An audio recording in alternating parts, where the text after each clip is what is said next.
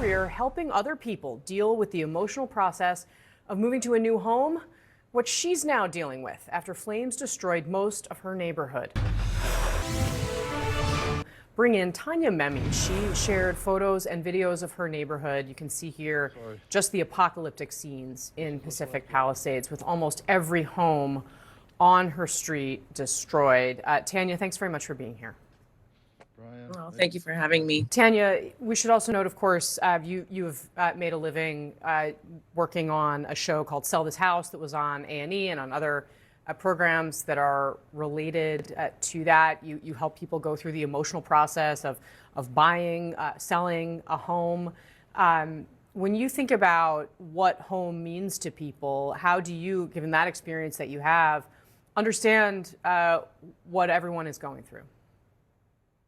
Yeah, it's I would have never ever thought that I'd ever be in a situation like this. I worked on the show for 12 years. I worked on like 5 different home design shows, and now I'm a real estate agent. And I've always been there for people that has everything to do with their homes. And I'm asking for help, and it's very, very, very difficult, you know. It's yeah, I have no words. It's like it's just very difficult to be in this situation but I'm just so happy with everybody that's reached out. I mean, I'm talking to people I haven't spoken to in years, and the love and the support, I can't tell everybody how thankful and grateful I am. And I'm trying to stay strong for my daughter and for my family and for my friends that have lost absolutely everything. And we don't know what this means moving forward. We don't know what life is going to look like tomorrow, let alone a month from now. And there's just a lot of unanswered questions, and everybody's very scared. And yeah, it's a very scary time. Yeah, well, Tanya, our thoughts are with you, of course, with your daughter, who, and all of the children who have been swept up in this. It's really particularly heartbreaking, and we do very much appreciate you taking a little bit of time to talk with us today. Thank you. Yeah. So from the video that you shared, the fire looks like it would burn one house, skip others, and you're calling yourself one of the lucky ones. What happened to you, and why do you think it played out this way? I mean, there's no rhyme or reason why some houses survived and some didn't. Our house survived in a little pod of about 4 homes, and for miles all around it, there's just sheer destruction.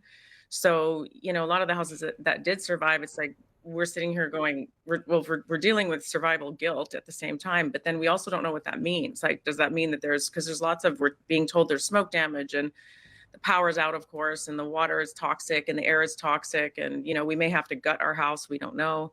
So there's just a lot of unanswered questions, and it's been a very stressful time. Yeah. Yeah, I mean, even knowing that your house is still standing, what does it mean, and how can you grapple with the reality that even if you are able to move back in to your home, the surrounding community, I mean, your neighbors are gone, the schools are gone?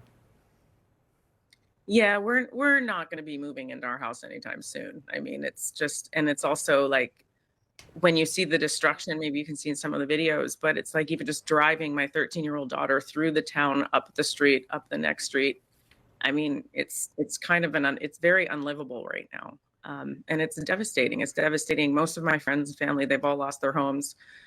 We were stuck in the gridlock that your reporter was just talking about a minute ago. I was there. I was like a couple hundred feet from the cars that people had to get out of their cars and run. I was stuck in my car trying to evacuate, total gridlock with fire all the way around. I was stuck in the car with my mom and my cat.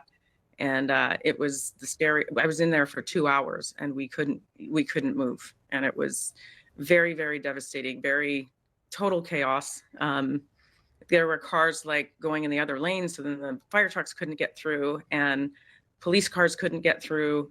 And, you know, every time we would get a little break in the movement, other cars would, you know, go in front. And when the fire started coming closer and closer on both sides, it was traumatizing. Yeah. It sounds incredibly traumatizing. What was the difference between those who were able to get out in their cars? Were you able to get out in your cars, and those who had to leave them behind? The only difference is that I was probably a couple hundred feet away from Palisades Drive. So if you know the area, Palisades Drive is kind of coming south down the street towards Sunset Boulevard. I was on Sunset, and everybody on Sunset was going so quickly past Palisades Drive that the people on Palisades Drive couldn't move because nobody was letting them go down that street to go onto Sunset. There was only one way out of the Highlands. There was only one way out. And so those cars had to wait and wait and wait because sunset, no one was listening to traffic. You know, there was lights, traffic lights, no one's abiding by anything. There were no policemen there, you know, guiding traffic. It was a complete mess. Everyone was out for their own, and it was very difficult. So they got stuck there, and the police and firemen asked them to just ditch their car, grab whatever they could, and run. Like it was that. That's what happened. Just Yeah. unbelievable.